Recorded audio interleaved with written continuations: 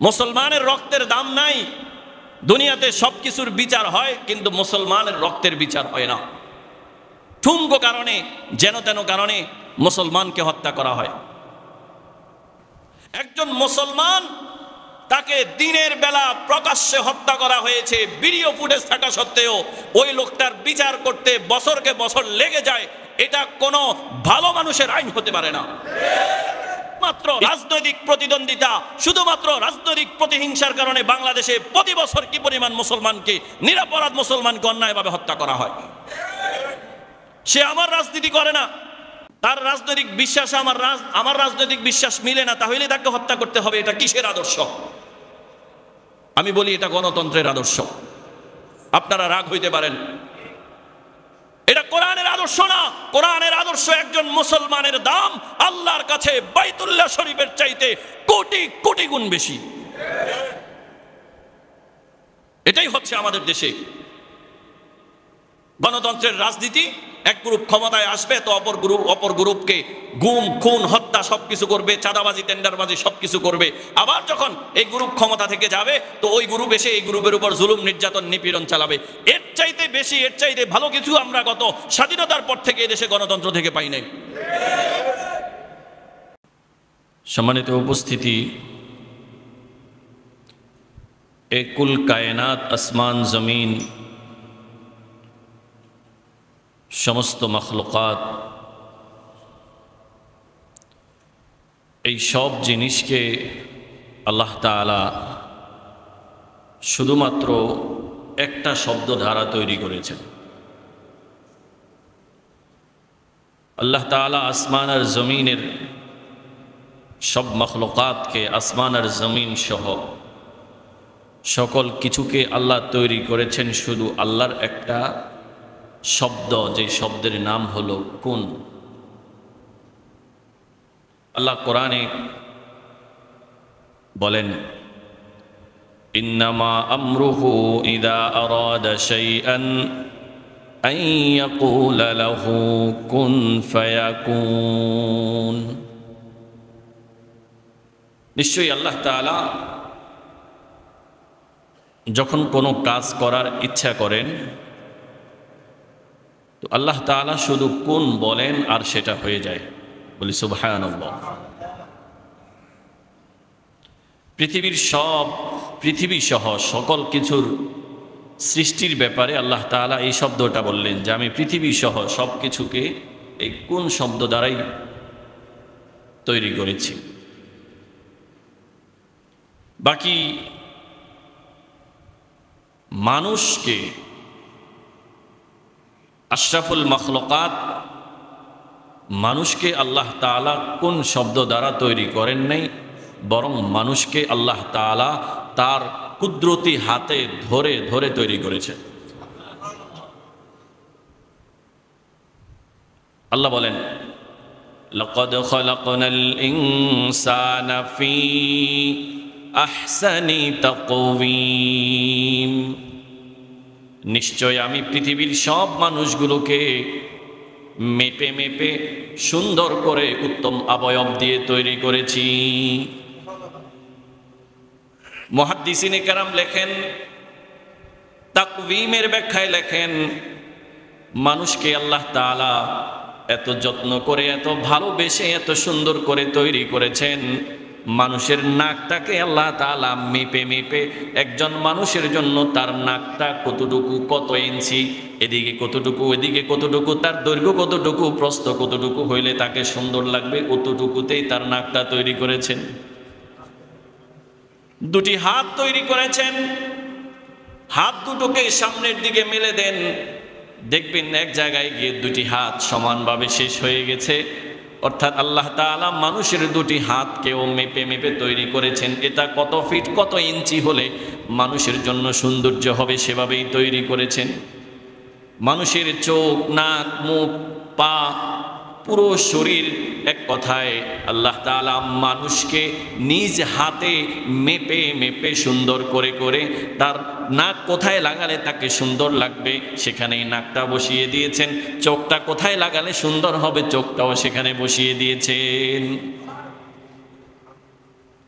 আচ্ছা, যদি আমাদের নাকটা মাথার পিছনে হইতো, চোখগুলি কপালে না থেকে দাড়ির এই জায়গায় হইতো, মুখটা যদি শরীরের অন্য কোনো জায়গায় হইতো, বলেন তো আমাদেরকে কেমন দেখাইতো? না না, আল্লাহ রাব্বুল আলামিন মানুষকে তৈরি করার আগে নিজে অ্যানালাইসিস করছেন যে কিভাবে মানুষটাকে তৈরি করলে, তার কোথায় নাক ফিট করলে, কোথায় কান ফিট করলে, কোথায় ঠোঁট ফিট করলে, তার দাঁতগুলি কেমন দিলে, তার জিহ্বা কেমন দিলে তাকে সুন্দর দেখাবে, ওভাবেই আল্লাহ রাব্বুল আলামিন তৈরি করেছেন। আর এটাই কোরআনে ঘোষণা দিলেন, লাকাদ খালাকনাল ইনসানা ফি আহসানি তাকওয়িম। এজন্য এক হাদিসের মধ্যে পাওয়া যায়, একদিন সব ফেরেশতারা আল্লাহ রাব্বুল আলামিনের কাছে বললেন, আল্লাহ আপনি আমাদেরকেও তৈরি করলেন, মানুষকেও তৈরি করলেন, আমরা ফেরেশতারা কখনো আপনার নাফরমানি করি না, আমাদের কোনো খাবারের ব্যবস্থা রাখেন নাই, কোনো কিছুর ব্যবস্থা রাখেন নাই। বিপরীত আপনি মানুষের সকল চাহিদার ব্যবস্থা রাখছেন, আবার মানুষ যা মন চায় তাই করতে পারে। আপনি মানুষকে তাদের যা মন চায় তাই করতে পারে এই স্বাধীনতা যখন দিছেন, তো পরকালের যে জান্নাতটা ওটা মানুষকে না দিয়ে আপনি আমাদেরকে দিয়ে দেন। আল্লাহ রাব্বুল আলামিন বললেন না, শুনো, তোমরা সহ পৃথিবীর সমস্ত মাখলুকাতগুলিকে আমি আল্লাহ আমার কোন শব্দ দ্বারা তৈরি করেছি, আর তোমাদের সবাইকে আমি তৈরি করেছি আমার এই পৃথিবীর মাখলুকাতগুলির মধ্য থেকে উত্তম মাখলুক যারা দুনিয়াতে গিয়ে আমার ইবাদত করবে, তাদের খিদমতের জন্য তাদেরকে আমি শ্রেষ্ঠ করে তৈরি করেছি, সুতরাং জান্নাতও তাদের জন্য রেখে দিয়েছি। হ্যাঁ, মানুষ কি আল্লাহ তাআলা এত ভালোবেসে মোহাব্বত করে নিজ হাতে তৈরি করেছেন। এটা স্বাভাবিক। পৃথিবীর কোনো মানুষ যদি নিজ হাতে কোনো জিনিস তৈরি করে, এটার দাম বেশি হয়। নিজ হাতে তৈরি করা বস্তুর প্রতি মানুষের ভালোবাসা, মোহাব্বত বেশি হয়। ছোটবেলা আমরা দেখতাম বাচ্চারা বাড়িতে পুতুল বানাইতো কাপড়ের টুকরা দিয়া, আবার বাজারেও পুতুল পাওয়া যায়, কিন্তু বাচ্চাদের কাছে তার বাজারের পুতুলের থেকে তার বাড়িতে নিজ হাতে তৈরি করা পুতুলের মোহাব্বত আর ভালোবাসাই বেশি থাকতো। যদি কাপড়ের তৈরি পুতুল নিজ হাতে তৈরি করেছে, এজন্য তার ভালোবাসা তৈরি যিনি করেছে তার অন্তরে এত বেশি হয়। যিনি আসমান আর জমিনের মালিক, যিনি মানুষকে তৈরি করেছেন, 18,000 নয় আরো হাজারো হাজারো মাখলুকাতের মধ্যে মানুষকে শ্রেষ্ঠত্ব দান করেছেন। মানুষের নাক কান চোখ পুরো শরীরটা নিজ হাতে মেপে মেপে তৈরি করেছেন, তার কাছে মানুষের দাম কি পরিমাণ বেশি। এই জন্যই আল্লাহ রাব্বুল আলামিন পৃথিবীতে মানুষ যে পরিমাণ গুনাহ করে, মানুষ পৃথিবীতে যতগুলি গুনাহ করতে পারে, মানুষের গুনাহের স্তরগুলি সাজানো হয়েছে। মানুষের গুনাহের স্তরগুলি সাজানোর পরে গুনাহগুলির মধ্যে সবচেয়ে মারাত্মক যেই গুনাহগুলি, সবচেয়ে মারাত্মক গুনাহগুলি, তার মধ্যে 1 নম্বর গুনাহ আল্লাহ রেখেছেন আশশিরকু বিল্লাহ, যেগুলাকে আকবারুল কাবায়ের বলা হয়। বড় বড় গুনাহগুলির মধ্যে বড় গুনাহ।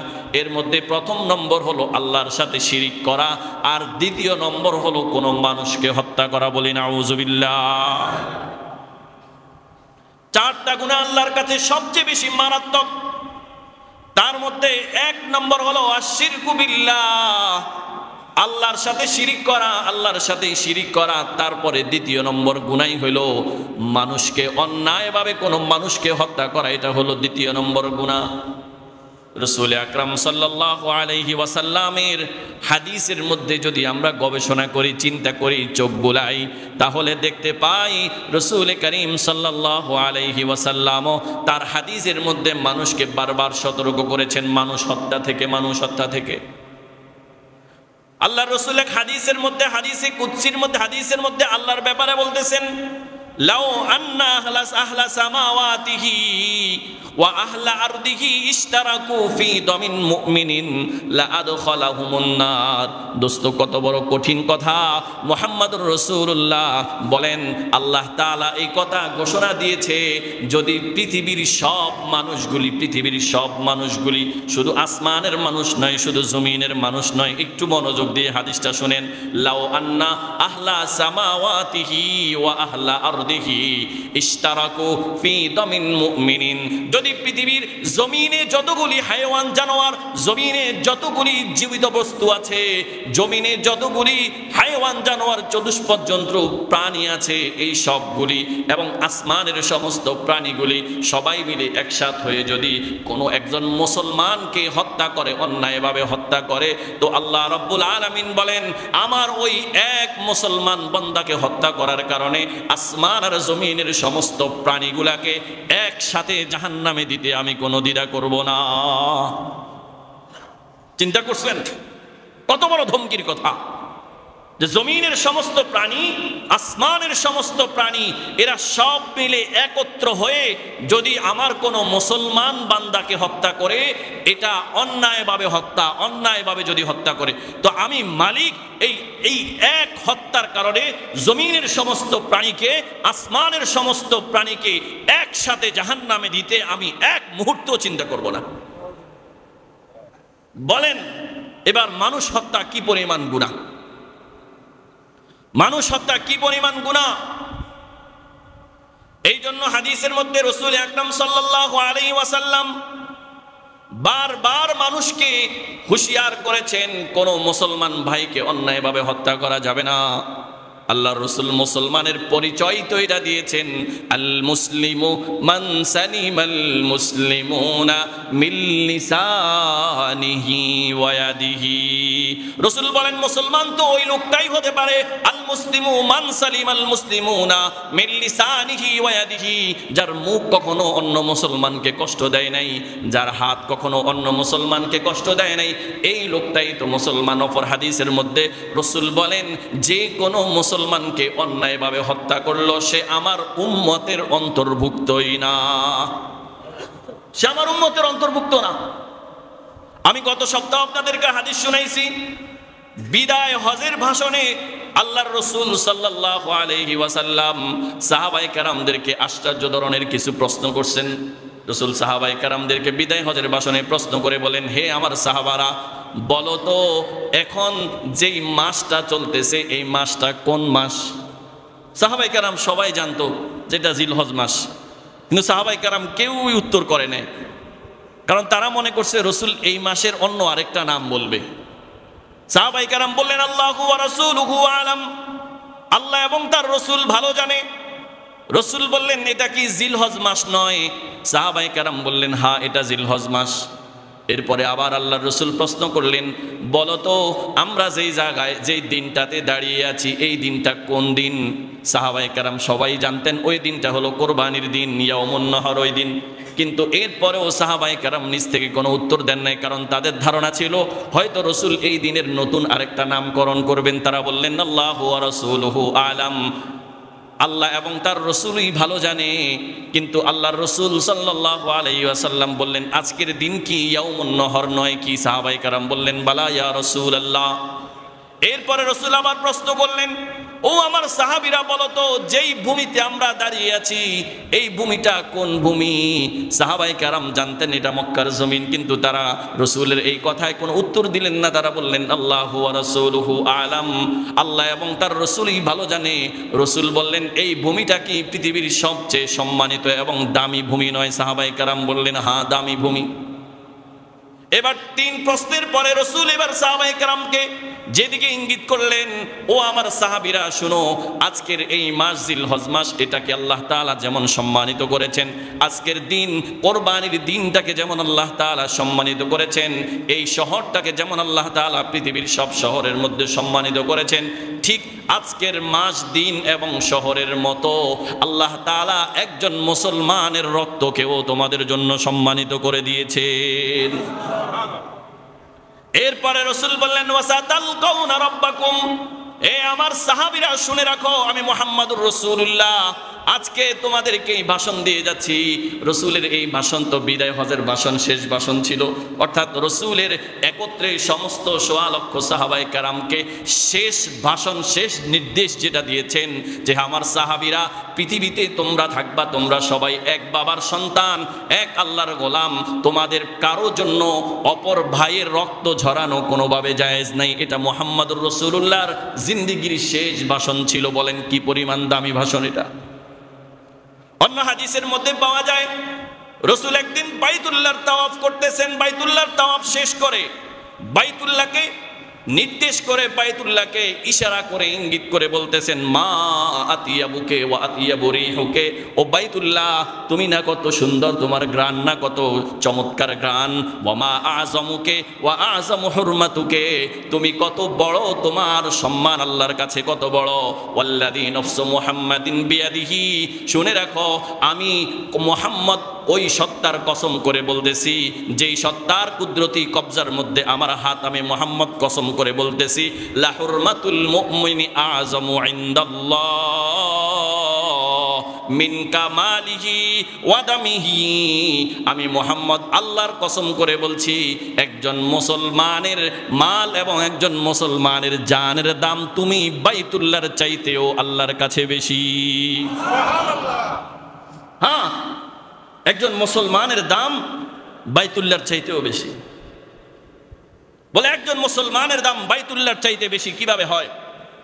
আমি আমার আলোচনার শুরুতে বলেছি, পৃথিবীতে যত মখলুক আল্লাহ তাআলা তৈরি করেছেন, আসমান আর জমিন নয়, শুধু আসমান আর জমিন থেকে শুরু করে আসমান আর জমিনের সমস্ত মখলুকাত, এই মখলুকাতগুলির মধ্যে থেকে বাইতুল্লাহ একটা মখলুক, বাইতুল্লাহ আল্লাহর একটা সৃষ্টি।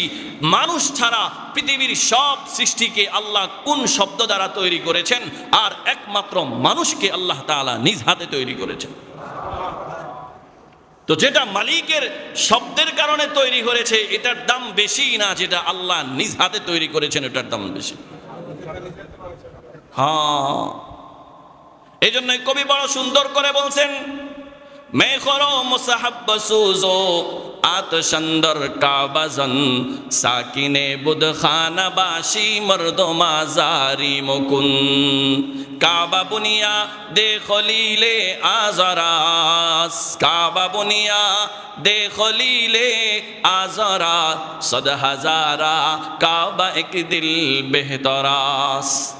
মানুষের চাইতে, মানুষের রক্তের চাইতে কাবার দাম বেশি না, কাবার দাম মানুষের রক্তের চাইতে, মানুষের দাম কাবার থেকে বেশি, মানুষের দাম কাবার থেকে বেশি। এই জন্য যারা মানুষ হত্যা করে, মানুষ হত্যার সাথে জড়িত থাকে, আর বাইতুল্লাহ গিয়ে তারা হজ করে হাজি সাজে, বাইতুল্লাহ কেমন যেন তাদেরকে বলতে থাকে, আরে নালায়েক বেকুব, তুই পৃথিবীর সর্বশ্রেষ্ঠ মাখলুক মানুষকে হত্যা করে আর আমি বাইতুল্লাহকে এসে তাওয়াফ করতেছ, তোর এই তাওয়াফ আল্লাহর কাছে যাররা পরিমাণ, তোর এই তাওয়াফের দাম আল্লাহর কাছে নেই।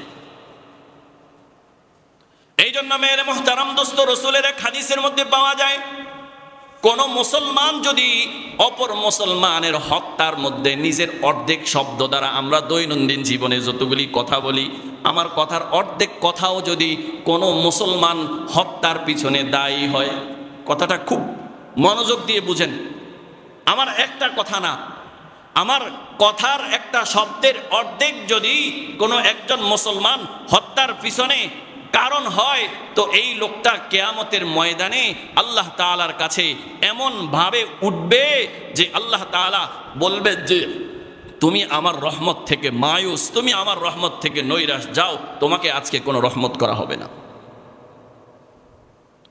কোরআনুল কারীমের মধ্যে আল্লাহ বলেন, وَمَن يَقْتُلْ مُؤْمِنًا مُتَعَمِّدًا فَجَزَاؤُهُ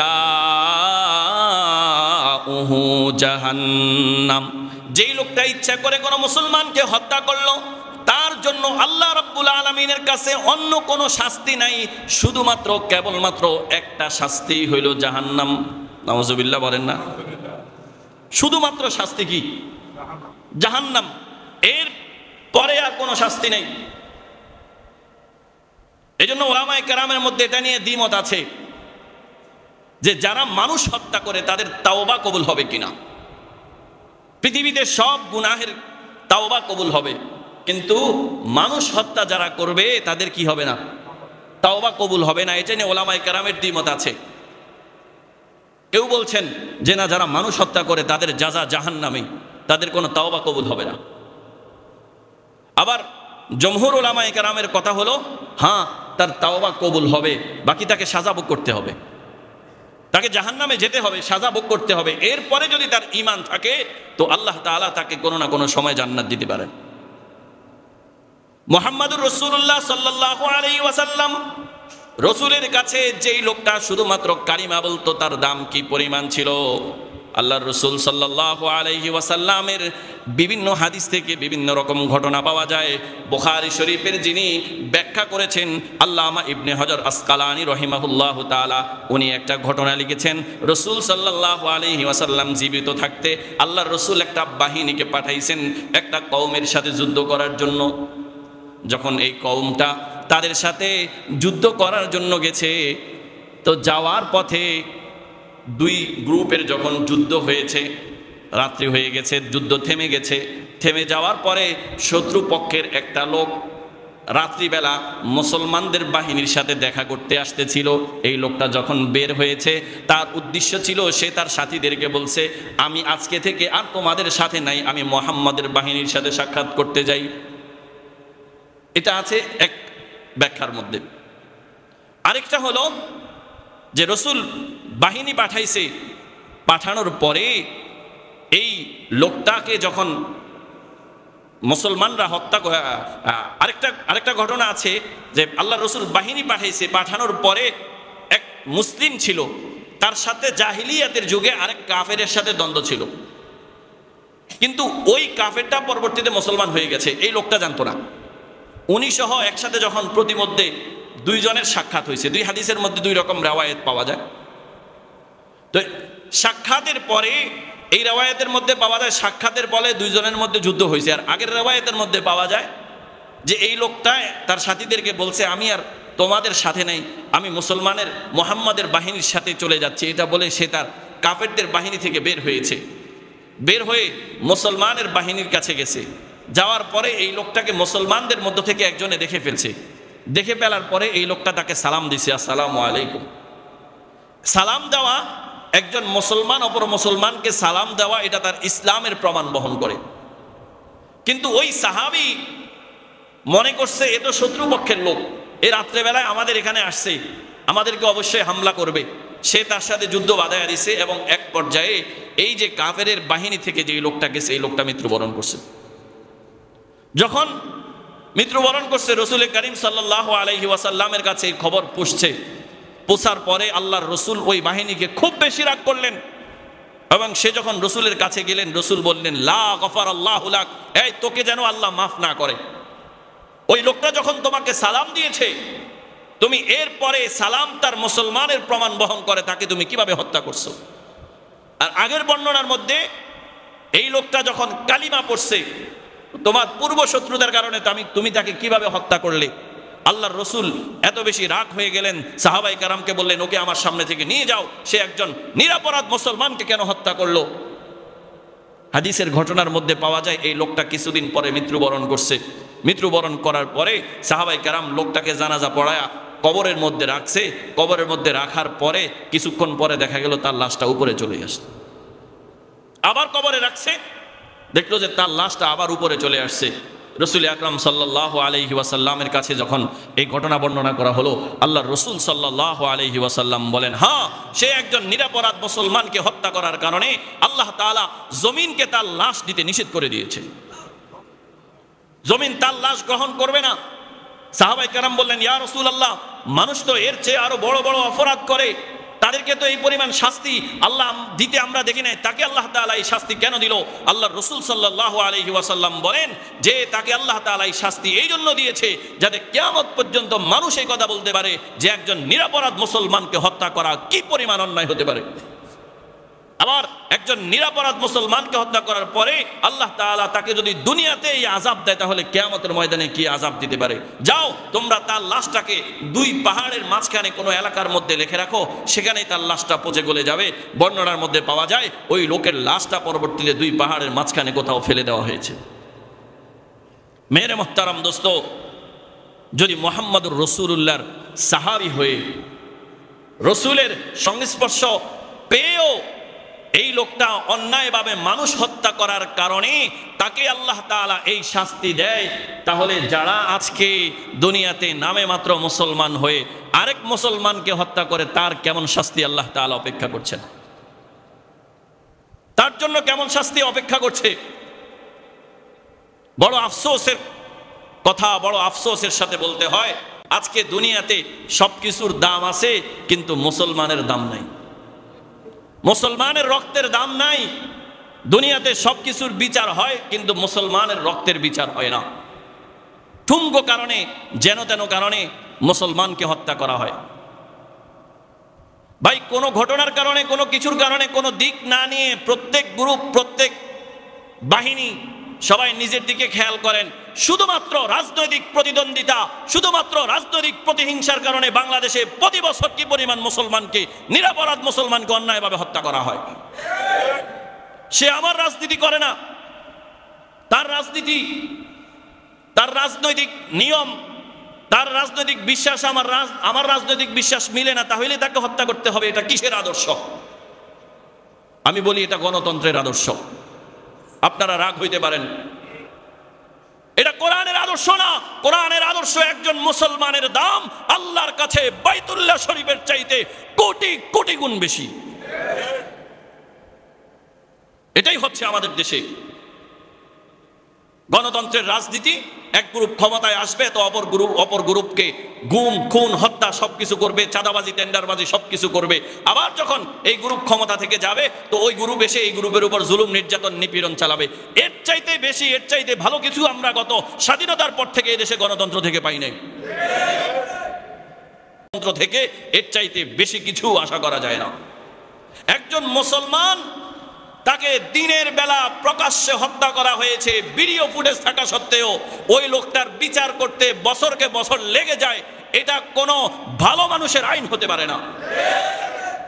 ইসলামের আইন কি? ইসলামের আইন হলো, আল্লাহ তাআলা কোরআনুল কারীমের মধ্যে বলছেন, ওয়ালাকুম ফিল কিসাসি হায়াতুন ইয়া উলিল আলবাব, আন নাফসু বিন নাফসি ওয়াল আইনু বিল আইনি ওয়াল উযুনু বিল উযুনি ওয়াস সিন্নু বিস সিন্নি ওয়াল জুরুহা কিসাস। আল্লাহ তাআলার বিধান হলো, কোন লোক যদি কোন মানুষকে অন্যায়ভাবে হত্যা করে তাহলে সে যেভাবে তাকে হত্যা করেছে তাকেও জনসম্মুখে সেভাবে হত্যা করে দাও, তাকেও হত্যা করে দাও। এখন প্রশ্ন আসবে যে তাকে হত্যা করলে তো আরেকটা মানুষ মারা হলো, আগে তো একজন মরছে, এখন এর বিপরীতে যখন তার কাতেলকে, হত্যাকারীকে হত্যা করে দেওয়া হয় তো মানুষ তো আরেকটা মরছে, মৃতের সংখ্যা তো আরেকটা বাড়ছে। যেমনটা বর্তমান সময়ের বুদ্ধি প্রতিবন্ধীরা এই ধরনের প্রশ্ন করে থাকে, আল্লাহ তাআলা কোরআনুল কারীমের মধ্যে এটার উত্তর দিলেন, ওয়ালাকুম ফিল কিসাস হায়াতুন ইয়া উলিল আলবাব। হে পৃথিবীর বিবেক সম্পন্ন লোকেরা, এই যে মানুষ হত্যা করার কারণে কাতেলকে যে প্রকাশ্যে হত্যা করার ইসলামের বিধান, এটা মানুষ হত্যা নয়, এটা হলো পৃথিবীর বাকি মানুষের জন্য জীবন। মানে কি? বাংলাদেশের ইতিহাসে স্বাধীনতার পর থেকে নিয়ে এই পর্যন্ত শুধুমাত্র রাজনৈতিক কোন্দলের কারণে যতগুলি মানুষ হত্যা হয়েছে, যদি কোনো একটার বিচার কোরআনের এই বিধান অনুযায়ী হত্যাকারীকে প্রকাশ্যে দিনের বেলা সাধারণ জনগণের সামনে সে যেভাবে হত্যা করেছে ওভাবে যদি হত্যা করা হইতো তো পরের দিন সমস্ত হত্যা বন্ধ হয়ে যেত। পরের দিন থেকে আর কেউ হত্যা করার সাহস করতো না। আর হচ্ছে কি? এখন হচ্ছে হলো বড় নেতা তার চামচা যেটা আছে এটারে পাঠায় যে তুই যা হেরে খায়া দে। তো ও জানে যে হত্যা করলে এর কি আছে, জেল জুলুম আছে। তো তাকে কি বলছে যে তুই যা, বাকিটা আমি দেখিনি মরি। এবার সে গেছে, হত্যা করছে, কিছুদিন এটা নিয়ে লেখালেখি হয়েছে, পত্রিকায় আসছে, মিছিল মিটিং হয়েছে, কিছুদিন পরে নেতা গিয়া তাকে ছুটাইয়া নিয়ে আসছে, সে আরো বড় কিলার হয়েছে। এটাই বাস্তবতাই তো। হায় আফসোস, হায় ওই সমস্ত লোকদের জন্য আফসোস যারা মাত্র শুধুমাত্র রাজনৈতিক কোন্দলের জন্য আর নিজের নেতার অনুসরণের জন্য মানুষ হত্যা করে, তাদের জন্য আফসোস ছাড়া আর কিছু নাই। দোস্ত, কি করবে ওই নেতা? তোমাকে কি করবে, কি দিবে? ও তোমাকে দিয়ে মানুষ হত্যা করে, তোমাকে দিয়ে চাঁদাবাজি করে, কোটি কোটি টাকা কামাই করে, দেশের টাকা বিদেশে পাচার করে, যখন ও ধরা খাওয়ার সময় হয়ে যাবে সেখানে পালিয়ে যাবে, আইয়াসি জীবন যাপন করবে, আর তুমি এখানে জেলখানায় পচে পচে মরবে। কেন? এটা তো দুনিয়ার অবস্থা, এটা তো দুনিয়ার অবস্থা। আর কিয়ামতের ময়দানে কি হবে? কিয়ামতের ময়দানে কি হবে? ভাই রাগ হয়েন না, আমি সত্য কথা বলতে পছন্দ করি, বলার চেষ্টা করি। আগেও বলছি, আগের সরকার থাকতেও বলছি, এখনো বলতেছি। ইনশাআল্লাহ আল্লাহ তাআলা যতদিন জবান রাখছে, বলার শক্তি দিচ্ছে, ততদিন বলবো ইনশাআল্লাহ। পত্রিকায় আসছে গত 2-3 দিন আগে, আগের সরকারের পুলিশের এক বড় কর্মকর্তা যাকে দিয়ে বিভিন্ন গুম খুন হত্যা করানো হইতো, মাস্টার মাইন্ড ছিল যে, সে এখন আদালতের কাছে এটা স্বীকার করছে যে আমি অমুকের সমস্ত হত্যার রাজ সাক্ষী হইলাম, আমি আদালতে এটার জবানবন্দি দিব। আমি এই কথাটা আপনাদেরকে কেন বলতেছি, এই যে পুলিশের এই বড় লোক, তার নামও বলবেন না, আপনারাই বুঝতেছেন, তাকে দিয়ে সমস্ত হত্যার মাস্টার মাইন্ড প্ল্যান করানো হয়েছে। আজকে সে শুধু দুনিয়ার এই আদালতের সামান্য রিমান্ড, আদালতের সামান্য চাপ সহ্য করতে না পেরে সে বলতেছে আমি সবকিছু আদালতের কাছে স্বীকার করে নিব, আমি আর তার ব্যাপারে কোনো দায় নিব না। আমি আপনাদেরকে প্রশ্ন করতে চাই, কিয়ামতের ময়দানে যখন এই গুম খুন আর হত্যাগুলির জন্য বড় নেতাকে ধরা হবে, আপনাকে ধরা হবে, সেখানে বড় নেতা বাঁচাইবে আপনাকে? সেখানে বড় নেতা বাঁচাবে না দুইটা একসাথে জাহান্নামে যাবে? হ্যাঁ ভাই, একটু চিন্তা করেন, নিজের বিবেককে একটু বলেন, মুসলিম হয়ে আমি কিভাবে বিধর্মীদের বানানো এই ধরনের এটাকে কি বলা হয় রাষ্ট্র পরিচালনার নীতিকে গ্রহণ করি। আমার কাছে তো মুহাম্মদুর রাসূলুল্লাহ সাল্লাল্লাহু আলাইহি ওয়াসাল্লামের 23 বছরের নবুয়তের জিন্দেগি আছে। আমার কাছে কোরআনুল কারীমের 30 পারা বিসমিল্লাহর বা থেকে নিয়ে সূরা নাসের সিন পর্যন্ত আছে। আমি মুসলমান হয়ে কোন শরমে, হায়া লজ্জা আমার কি পরিমাণ হয়ে নিঃশেষ হয়ে গেছে, আমি আমার রাজনৈতিক জীবনে বিধর্মীদেরকে অনুসরণ করব, অ্যারিস্টটলকে অনুসরণ করব, প্লাটোকে অনুসরণ করব।